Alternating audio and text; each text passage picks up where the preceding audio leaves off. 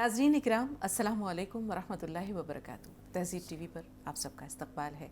रमज़ान और ख़वातीन, ये वो आपका महबूब प्रोग्राम है जो रमज़ान मुबारक के पूरे महीने आपके साथ रहा, मुख्तलिफ़ मौज़ूआत के साथ, मुख्तलिफ़ हवालों के साथ, गुफ्तगू के साथ। और आज हम इसके एक नए एपिसोड के साथ फिर आपकी खिदमत में हाज़िर हैं। मैं आपकी मेज़बान शगुफ्ता यास्मीन। स्टूडियो में रौनक अफरोज़ हैं, मशहूर व मारूफ़ इस्लामिक स्कॉलर मोहतरमा सबीहा जमाल सालिहाती साहिबा।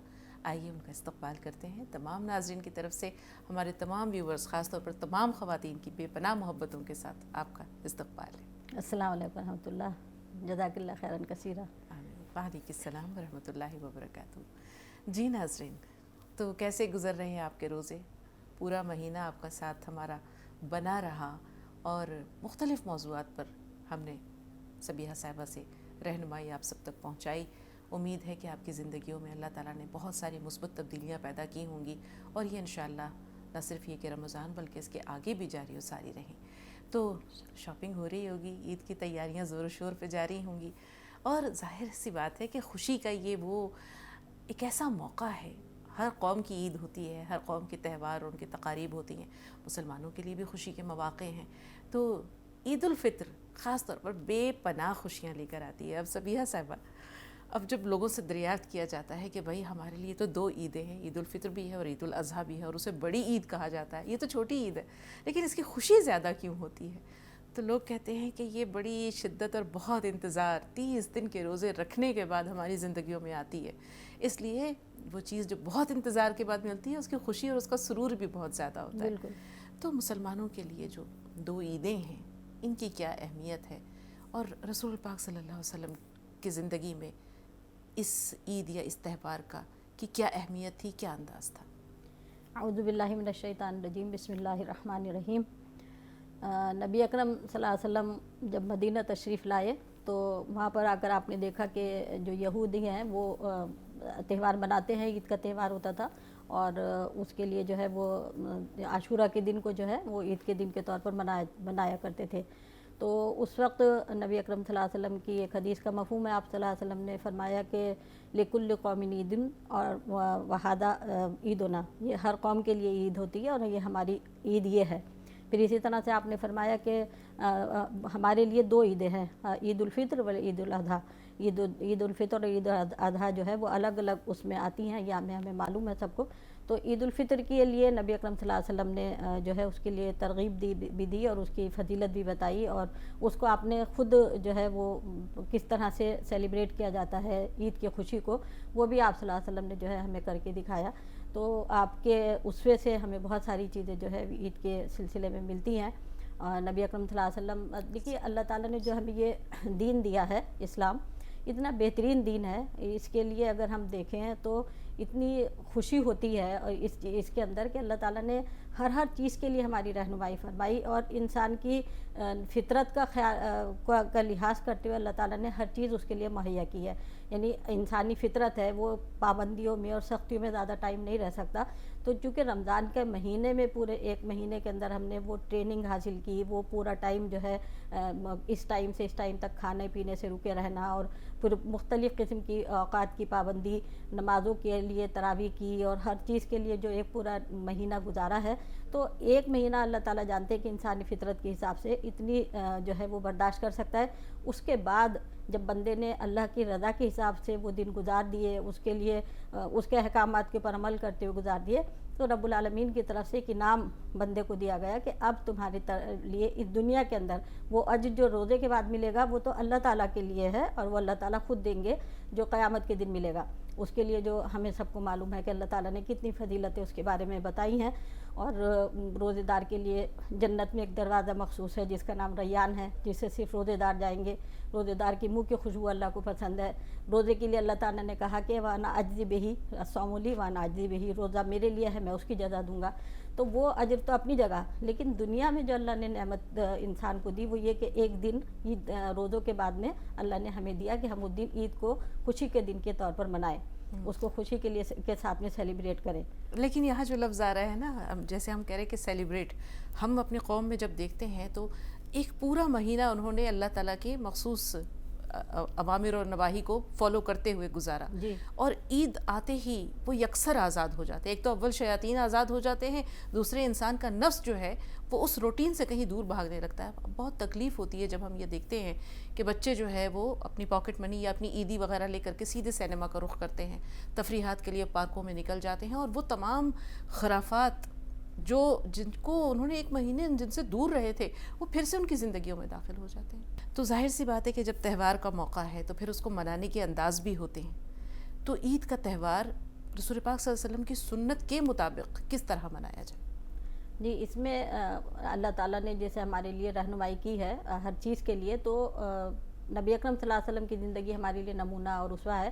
اور آپ صلی اللہ علیہ وسلم نے جو عید کی سنتیں اور عید کا طریقہ جو ہمیں بتایا, وہ سب سے پہلے یہ کہ عید کے دن جو ہے وہ غسل کرنا چاہیے, اچھا طرح سے غسل کر کے, اور اچھا لباس جو ہے اپنے پاس وہ اس کو زیبتن کریں. مطلب ضروری نہیں ہے کہ نیا لباس ہو, اگر نیا نہیں ہے تو جو اپنے پاس بہترین اور اچھا صاف ستھرا لباس ہے وہ پہنا جائے. عید کی خوشیوں میں سے ایک خوشی یہ بھی ہے. پھر اس کے ساتھ ساتھ یہ کہ عید کے لیے جب نماز کے لیے جائیں مرد حضرات خاص طور سے, تو وہ تکبیر کہتے ہوئے جائیں گے, اور ایک راستے سے جائیں گے اور دوسرے راستے سے جو ہے واپس آئیں گے, تاکہ وہ راستے جس راستے پہ سے گزر کر جا رہے ہیں وہ بھی اللہ کی کبریائی سے جو ہے وہ سنے اور اللہ کی کبریائی بیان کرے, اور جس راستے سے واپس آئیں اس راستے میں بھی ہر بندہ مومن کی وہ ساری چیزیں اللہ تعالیٰ جو ہے وہاں پر ریکارڈ کریں. تو عید کے دن چھوٹا سا اضافہ کہ کسی نے دریافت کیا کہ کیوں ایک راستے سے جائیں اور دوسرے راستے سے آئیں, تو کہا گیا کہ اس سے امت مسلمہ کی شان بھی جو ہے وہ ظاہر ہوتی ہے. جی, اس شان بھی ہوتی ہے. اور پھر دوسری چیز یہ کہ اسی کے لیے جیسے نبی اکرم صلی اللہ علیہ وسلم سے جی صحابہ کرام نے دریافت کیا کہ اللہ کے نبی صلی اللہ علیہ وسلم نے فرمایا کہ جو لوگ تکبیر پڑھتے ہوئے جائیں گے ان کے لیے بشارت ہے. حدیث کا جو مفہوم ہے, تو صحابہ کرام نے پوچھا کہ اللہ کے رسول کس چیز کی بشارت؟ تو آپ صلی اللہ علیہ وسلم نے فرمایا کہ جنت کی بشارت. سبحان اللہ. تو دیکھیے کہ صرف تکبیر کہنا, یہ تکبیر سے مراد اللہ کی بڑائی, اللہ کی کبریائی بیان کرنا کہ وہ رب کتنا عالیشان ہے, کتنا بڑا ہے کہ اس نے ہمیں یہ ساری نعمتیں دی اور اس نے ہم یہ سارے مواقع فراہم کیے, تو اس کی بزرگی کا اعتراف کرنا یہی کبریائی ہے. تو اس چیز کو اللہ تعالیٰ پسند کرتے ہیں, اور اس سے عید کے دن جو ہے وہ جماعت کی شکل میں, گروپ کی شکل میں جو ہے وہ عیدگاہ کی طرف جانا, تاکہ لوگوں کے اجتماع سے, لوگوں کے اس سے جو ہے وہ شان و شوکت کا اظہار ہو. مسلمانوں کی جو اللہ تعالیٰ نے ایک شان دی ہے, جو عزت و سرفرازی ان کو دی ہے, اس کا جو ہے وہ احساس لوگوں کے سامنے بھی رہے, دوسرے لوگ بھی اس کو دیکھیں, اور مسلمانوں کے اندر بھی یہ جذبہ اور خوشی پیدا ہو کہ ہم اللہ تعالیٰ نے ہمیں کتنا بہترین دین دیا اور ہم اس کے اوپر عمل پیرا ہو رہے ہیں. ہم نے اس کو روزے رکھنے کے بعد ہم یہ دن منا رہے ہیں, تو کتنا ہمارے لیے بہترین دن ہے. عید کی تیاریوں میں تھوڑا سا, جیسے بھی ہمارا ٹاپک فضول خرچی بھی ہے, ہم یہ دیکھتے ہیں کہ کئی گھروں میں جہاں اللہ تعالیٰ نے وسعت دی ہے وہاں کئی جوڑے تیار ہوتے ہیں, بہترین اعلیٰ قسم کے ملبوسات تیار ہو رہے ہیں, جو اس کی ایکسیسریز ہیں, جو لوازمات ہیں. اسی طرح گھر کے ڈیکوریشن پہ بہت پیسے خرچ کیے جاتے ہیں, لوازمات تیار ہوتے ہیں. اب ہم یہ دیکھتے ہیں کہ اللہ تعالیٰ نے آخری دنوں میں ایک بہت اہم چیز رکھی ہے جو صدقہ فطر کے نام سے مشہور ہے. بالکل. کہ وہ خوشیاں جو ہم اپنے بچوں کے لیے اور اپنے گھر والوں کے لیے میسر کر رہے ہیں, کوئی مستحق, کوئی غریب ان سے محروم نہ رہ جائے. تو جب ہم عید کی تیاریاں کر رہے ہیں تو ایک نظر اپنے محلے اور اپنے آس پاس کے لوگوں پہ, اپنے گھر کے ملازمین اگر وہ مستحقین ہیں تو ان کا خیال رکھنا, یہ خوشیاں ان تک پہنچانا, یہ کتنی بڑی نیکی ہے. بالکل. یہ صدقہ, مطلب ایک تو صدقہ ہے جو رمضان میں ہمیں کرنے کے لیے کہا گیا ہے, اور زکوٰۃ کے لیے بھی جو ہے وہ, حالانکہ زکوٰۃ تو سال بھر میں انسان کے اوپر واجب ہوتی ہے, وہ ضروری نہیں کہ رمضان میں ہو, لیکن لوگ صرف اس وجہ سے کہ رمضان میں اجر و ثواب ہے, زکوٰۃ کا اہتمام رمضان سے کرتے ہیں. لیکن اس کے علاوہ ایک اور چیز جو ہمارے لیے بتائی گئی ہے وہ ہے صدقہ فطر, اور اس کے لیے نبی اکرم صلی اللہ علیہ وسلم نے ہر مسلمان کے لیے صدقہ فطر جو ہے وہ لازم قرار دیا ہے, جس میں نومولود بچہ تک. اس کے بارے میں یہ ہے کہ صدقہ فطر کس وجہ سے دیا جاتا ہے, تو وہ یہ کہ ہمارے روزے میں جو کمی اور کوتاہی انسان سے ہونے کے ناطے ہو جاتی ہے روزہ رکھنے کے باوجود, تو اللہ تعالیٰ اس سے درگزر کریں, اس کی وجہ سے جو ہے وہ صدقے کے طور پر کسی بھی غریب کو جو ہے وہ کچھ دے دینا, اس کی تلافی ہے, یہ اس کی تلافی ہے. لیکن اس کے لیے بھی آپ دیکھیے کہ کمی کوتاہی تو ان سے ہو رہی ہے جو روزہ رکھ رہے ہیں نا, لیکن صدقہ فطر کس کی طرف سے دیا جا رہا ہے؟ جو نومولود بچہ ہے, جو عید کے دن پیدا بھی ہو گیا ہے, اس بچے بچے کی طرف سے بھی صدقہ دیا جائے گا، حالانکہ اس نے تو کوئی روزے اس کے اوپر نہیں تھے. تو یہ صرف اس وجہ سے کہ غریبوں تک زیادہ سے زیادہ جو ہے ہمارا حصہ پہنچ سکے اور وہ اس سے فائدہ اٹھا سکے. اس کے لیے ایک چیز تو یہ ہے کہ ہم صدقہ فطر کے لیے کوشش یہ کریں کہ رمضان میں ہی ہم اس کو ادا کر لیں، اور اس کے لیے جو ہے تاکہ جو غریب ہیں مستحق ہیں وہ لوگ عید کے موقع کے اوپر جو ہے خالی انتظار میں نہ بیٹھے رہیں کہ عید کے دن ہمیں صدقہ فطر ملے گا تب وہ کچھ ہو کرے. تو اس کے لیے مثال کے طور پر ہمارے ایک گھر میں سے صدقہ جو ہے وہ تقریباً 150-200 روپے نکل رہا ہے. ہم اس میں سے 100 روپے جو ہے وہ عید سے پہلے دے دیں، 50 روپے جو ہے وہ ہم عید کے دن جو ہے ایسے غریبوں کو دے دیں تاکہ وہ خاص اس دن کچھ اپنے لیے کرنا چاہیں تو اس دن جو ہے وہ کچھ اہتمام کر سکے. یہاں ایک سوال اور بھی ہے کہ اللہ تعالیٰ نے جب انسان کو دیا تو یہ سوچ کر نہیں دیا کہ اسے اتنے کی ضرورت ہے اسے اتنا ہی دینا، یہ تو اس کی شان کریمی ہے، وہ جسے چاہے اور جتنا چاہے نواز دے. بالکل. تو جب ہم اللہ کی راہ میں نکالتے ہیں تو ہم گیہوں کا حساب ہی کیوں رکھتے ہیں؟ ہم دیکھتے ہیں صحابہ اکرام کی زندگیوں میں کہ وہ کھجور بھی نکالتے تھے، وہ کشمش بھی نکالتے تھے، وہ پنیر بھی نکالتے تھے. یعنی اللہ کی راہ میں دیتے ہوئے ہم گن گن کر کیوں دیتے ہیں؟ پھر ہم اللہ سے کہتے ہیں کہ جھولی بھر کے دے، چھپر پھاڑ کے دے. تو جب ہم اللہ کی راہ میں گن گن کر دیتے ہیں تو پھر ہمیں یہ تو نہیں سوچنا چاہیے کہ ہمیں بھی پھر وہ بے حساب دے. تو دلوں کو بڑا کرنے کی ضرورت ہے. اب آپ یہ دیکھیں آج گیہوں کتنا ارزاں ہے، تمام اجناس میں سب سے سستی چیز ہے. تو اگر ہم کچھ بڑھا کر دیں، دوسروں کے لیے وسعت کریں، تو پھر اللہ تعالیٰ بھی تو ہمیں اسی حساب سے نوازتا ہے. اب جیسے آپ نے جیسے کہا کہ بہت سے لوگ ایسے ہیں جو کہ بمشکل دال روٹی کا خرچ برداشت کرتے ہیں، بچوں کے لیے نئے کپڑے نہیں بنا سکتے. اگر ہم ان کو پہلے ہی تھوڑا سا بڑھا کر دے دیں، ٹھیک ہے اس دن کے لیے بھی شیرینی کے لیے تھوڑا بچا لیں، لیکن کوشش یہ ہونی چاہیے کہ میکسیمم جو ہے وہ ان کو دوسرے عشرے تک پہنچا دیں تاکہ وہ نئے کپڑے خرید لیں، اگر خریدے ہیں تو سلوا لیں. جو چیزیں کمی بیشی، کیونکہ دل تو اللہ نے سب کو برابر دیا ہے. بچے اگر آنکھوں میں آنسو بھر کے ماں باپ سے یہ کہیں کہ ہمارے پاس یہ نہیں ہے، میرے فلاں دوست کی تمام تیاریاں پوری ہو گئیں، میرے لیے ابھی کچھ نہیں آیا، تو ماں باپ کے دل پہ کیا گزری. بالکل نہیں، اس کے لیے بہت صحیح بات آپ نے کہی کہ جو گیہوں کا جو ہے مقدار یا گیہوں کی وہ جو ہے معیار مقرر کر دینا، تو یہ ایک کم سے کم تر والی معیار ہے، اور اس کے اندر بھی یہ کہ 1.25 کلو گیہوں ہو. تو ہم لوگوں کا اصل میں وہی چیز ہو گئی ہے کہ ہم صرف کم کے اوپر چلے جاتے ہیں. جب ہمیں اللہ کی راہ میں دینا ہوتا ہے، اپنے لیے جب لینا ہوتا ہے تو ہم اچھے سے اچھا اور زیادہ سے زیادہ لینے کی طلب رکھتے ہیں، اور جب دوسرے کو دینا ہوتا ہے تو کم سے کم تر کتنا دیا جا سکتا ہے بس اتنی کی لمٹ پوچھی جاتی ہے. تو اس کے لیے بہتر وہی ہے جیسے آپ نے کہا کہ اچھا دیں، زیادہ دیں، وقت سے پہلے دیں. پھر دوسری ایک چیز یہ کہ ہم عید کے دن والی جو بات کر رہے ہیں کہ عید کے دن جو ہے وہ دے دیا جائے کچھ پیسہ، وہ بھی نماز سے پہلے ادا کرنا ہے. نماز کے بعد اگر وہ ادا کیا تو پھر وہ عام صدقوں میں شامل ہو جائے گا، وہ صدقہ فطر نہیں ہوگا. تو اس لیے صدقہ فطر کو نماز سے پہلے ہی ادا کرنا ہے، چاہے وہ جس بھی مستحق تک پہنچانا ہو. تو اس کے لیے کوشش یہی کریں کہ پہلے سے ہم جو ہے اپنا جان پہچان کے ایسے لوگوں کو پہنچائیں، اور اس کے ساتھ ساتھ پھر یہ کہ ان لوگوں کی ضرورت کے حساب سے بعد میں بھی ان کو دیا جا سکتا ہے، لیکن نماز سے پہلے. بالکل. اور ایک چھوٹی سی بات اور ہے ناظرین کہ اگر کبھی کسی وجہ سے محرومی کا سامنا کرنا پڑے تو دل کو جو ہے وہ افسردہ نہ کریں. بچوں کی آنکھوں میں اگر آنسو آ بھی جائیں تو انہیں یہ بتائیں کہ بیٹا ہم نے حلال طریقے سے جو کچھ ہو سکتا تھا وہ تمہارے لیے کرنے کی کوشش کی. حضرت عمر بن عبدالعزیز کا زمانہ ہے، بچے آتے ہیں والدہ کے پاس. اب یہ والدہ بھی کون ہیں جو 3 واسطوں سے شہزادی رہی ہیں. تو حضرت عمر بن عبدالعزیز کی زندگی میں جب آتی ہیں تو وہ شہزادی تھیں، یعنی ان کے دادا بھی جو تھے وہ بادشاہ تھے، ان کے والد بھی جو تھے وہ بادشاہ تھے، اور ان کے بھائی بھی بادشاہ رہے. حضرت عمر بن عبدالعزیز کی زوجیت میں آنے کے بعد بالکل ان کے نقش قدم پہ چلتی ہیں، اور سراپا ایک اسلامی زندگی اور زاہدانہ فقر و فاقہ اور قناعت کا پیکر بن جاتی ہیں. بچے آتے ہیں کہتے ہیں کہ ہمارے پاس تو جو ہے وہ عید کے کپڑے نہیں ہیں، ابا سے کہیے کہ ہمارے لیے کپڑے بنوا دیں. اب شوہر کے آنے کے بعد دونوں سر جوڑ کر بیٹھ جاتے ہیں، اور آخر اس نتیجے پر پہنچتے ہیں کہ اگلے مہینے کی جو ان کا جو وظیفہ ہے، بادشاہ کا وظیفہ یعنی خلیفہ کا، وہ ایڈوانس مانگ لیا جائے. تو کہتے ہیں کہ ٹھیک ہے.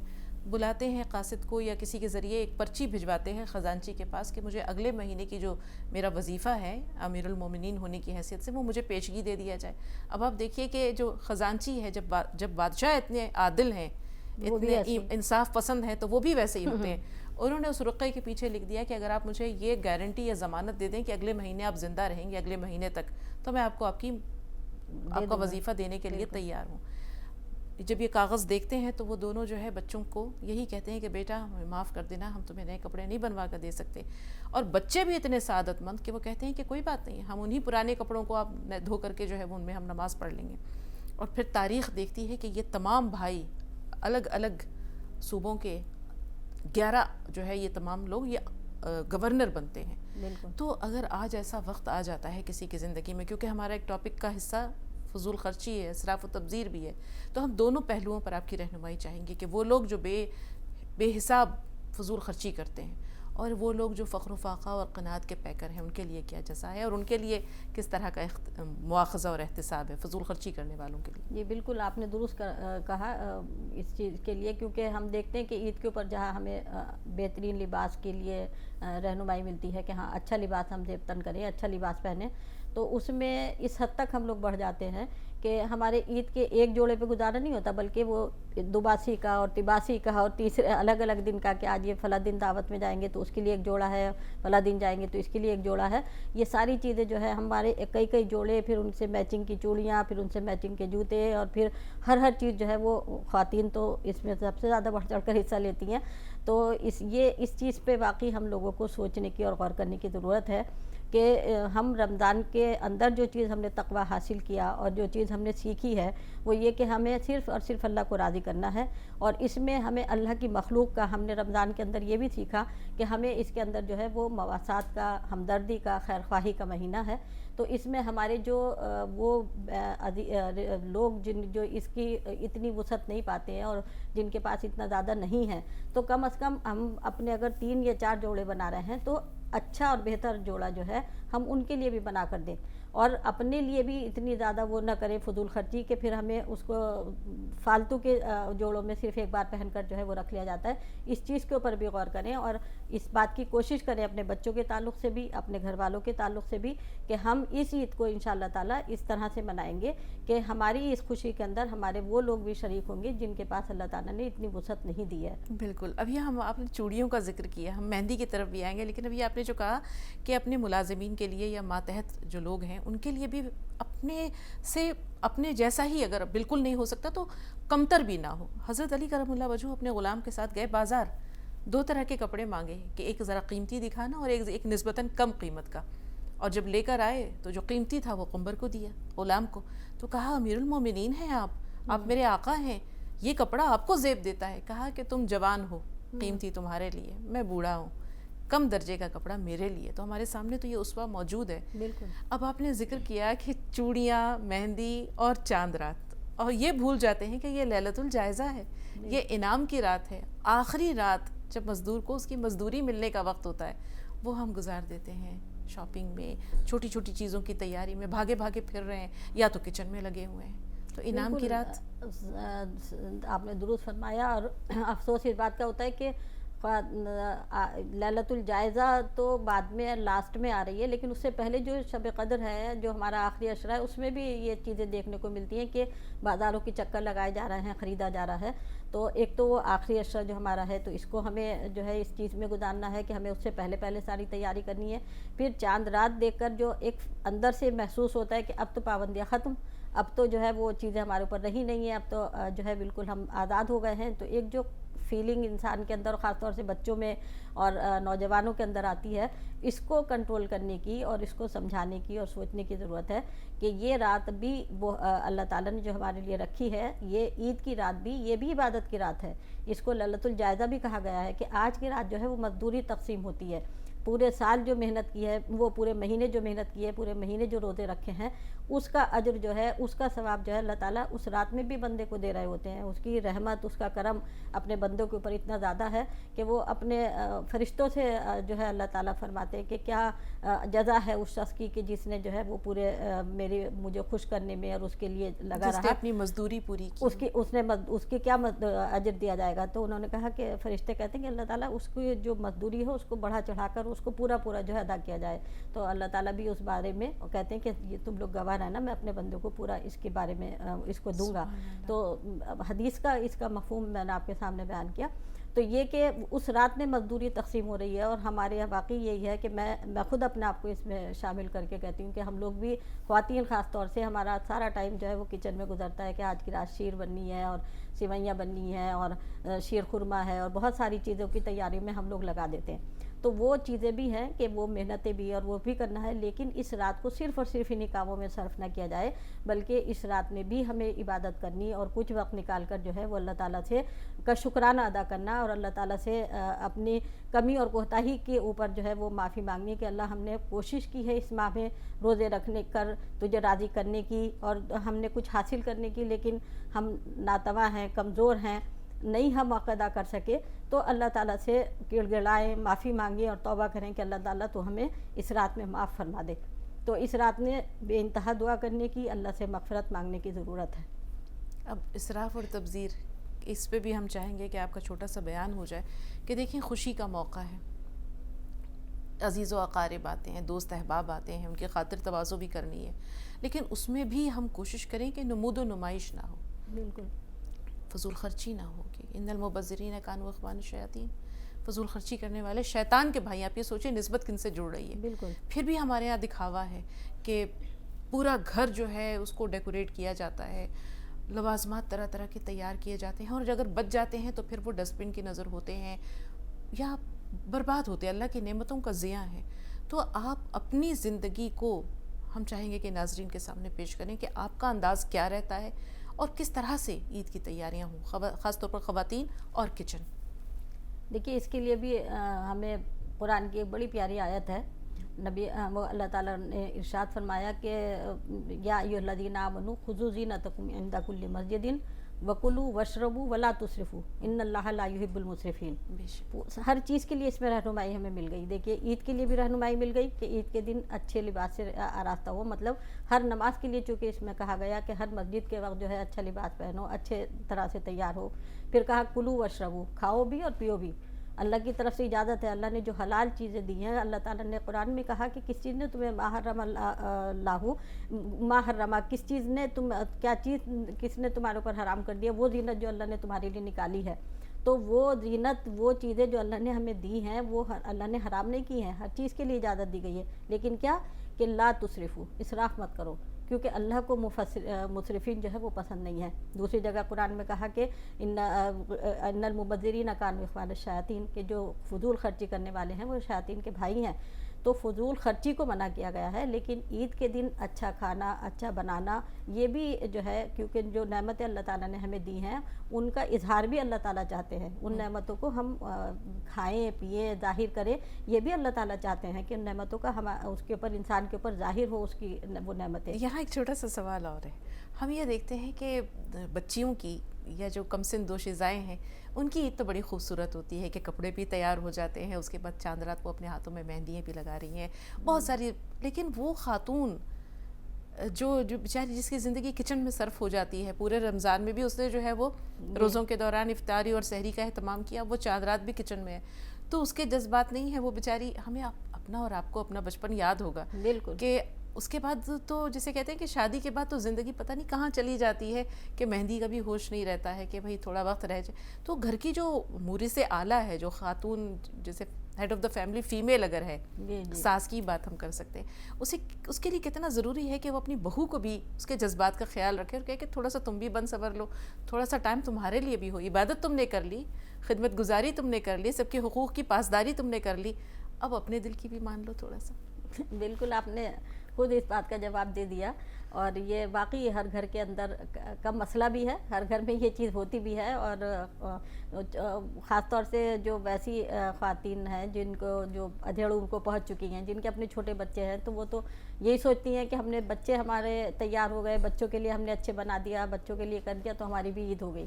لیکن ایک قدرتی طور پر جو اندر سے اپنے اندر بھی جذبہ ہوتا ہے کہ ہم بھی تھوڑا سا پہنے، اچھا وہ کریں، تو چاہے وہ گھر میں ساس ہیں یا کوئی بڑی بوڑھی ہیں، تو ان کی ذمہ داری بنتی ہے اور وہ کرتی بھی ہیں الحمدللہ. بہت سارے گھروں میں ہم چیز کو دیکھتے بھی ہیں کہ اس چیز کا اہتمام کرتی ہیں.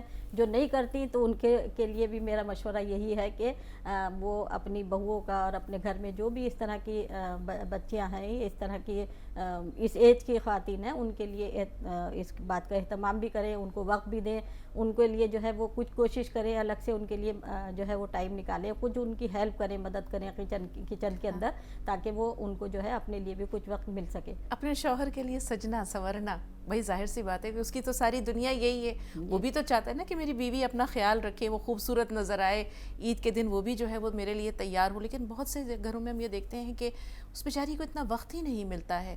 اب مہمان آ رہے ہیں, اب ان کی خاطرداری ہو رہی ہے. بہت سے گھروں میں ہم دیکھتے ہیں کہ ان بیچاروں کو کپڑے بھی تبدیل کرنے کا وقت نہیں ملتا ہے. بالکل. تو ایسی صورت میں یہ احساس کے لیے کتنا ضروری ہے کہ کچھ وقت اسے بھی دیں. اگر بہت زیادہ مہمانوں کی آمد و رفت ہے تو کوئی ایکسٹرا اس دن ملازمہ رکھ لیں, کچھ ڈسپوزیبل برتن رکھ لیں, کچھ اس طرح کی, کہ وہ سارا وقت کچن میں ہی نہ گزارے, تھوڑا سا وہ بھی خوشیوں میں شامل ہو. ہاں بالکل, وہ یہی چیزیں آج کے دور میں الحمدللہ یہ چیزیں ہو بھی رہی ہیں کہ ان ساری چیزوں کی طرف دھیان بھی دیا جا رہا ہے, اور یہ بہت ضروری ہے دوسروں کی, اپنے گھر والوں کی. مطلب بہت کچھ گھروں میں تو ایسا ہوتا ہے کہ خواتین ان چیزوں کا خود کر لیتی ہیں, لیکن کچھ گھروں میں واقعی اس طرح کی ہیں ہماری بہویں کہ وہ نہیں کہہ پاتی ہیں منہ سے, اور کچھ گھروں میں اتنا زیادہ مہمانوں کی آمد و رفت شروع ہو جاتی ہے کہ ابھی ہم نماز پڑھ کے مرد گھر پہ آئے نہیں ہیں, اور اس کے ساتھ ساتھ جو ہے وہ پورے ان کے دوست احباب سب آ گئے. ابھی کچن میں سے وہ تیار ہو کر مطلب کھانا پکا کر نکلی نہیں ہے, پتہ لگا سب کو ناشتہ اور سب کا جو ہے وہ عید کی تہواری اور ساری چیزیں ان کو کھلانا پلانا شروع ہو گیا, اپنے تیار ہونے کا موقع ہی نہیں ملتا. تو اس لیے جو ہے مردوں کو بھی اس چیز کے لیے چاہیے کہ وہ تھوڑا سا اس کا ٹائم دیں خواتین کے لیے, کہ وہ بھی اپنی تیاری کرے, عید کے لیے تیار ہو جائیں, اور جو گھر میں بڑی بوڑھیاں ہیں وہ بھی اس چیز کے لیے ان کی ہیلپ کریں اور ان کو اس طرح کے ماحول جو ہے وہ مہیا کرائیں. بالکل, بہت بہت شکریہ. ایک لفظ آیا آپ کی گفتگو میں, تہواری. ہم دیکھتے ہیں کہ بچوں کو تو بہت خیال رہتا ہے کہ ہمیں عیدی کتنی ملی. ہر مہمان کے آنے پر وہ اتنا خوش ہوتے ہیں بچے جتنا شاید ہی کوئی خوش ہو, کیونکہ انہیں پتہ ہوتا ہے کہ ہمیں عیدی مل رہی ہے. لیکن گھر کی جو خواتین ہیں, خاص طور پر جو بہویں ہیں, ان کا بھی حق ہے, انہیں عیدی ملنی چاہیے. ہم تو یہ کہتے ہیں کہ جو شوہر حضرات ہیں وہ اپنی بیویوں کو عیدی دیا کریں, کیونکہ دل کبھی بوڑھا نہیں ہوتا, اور خوشی ہوتی ہے, بہت خوشی ہوتی ہے. دیتے ہیں ہمارے ہسبینڈ دیتے ہیں, انہیں ہماری طرف سے مبارکباد دیجیے گا. بالکل. تو آپ کا شکریہ ادا کرتے ہوئے ناظرین سے بھی اجازت لیتے ہیں. اگلے ایپیسوڈ میں پھر ملاقات ہوگی, تب تک کے لیے السلام علیکم ورحمۃ اللہ وبرکاتہ.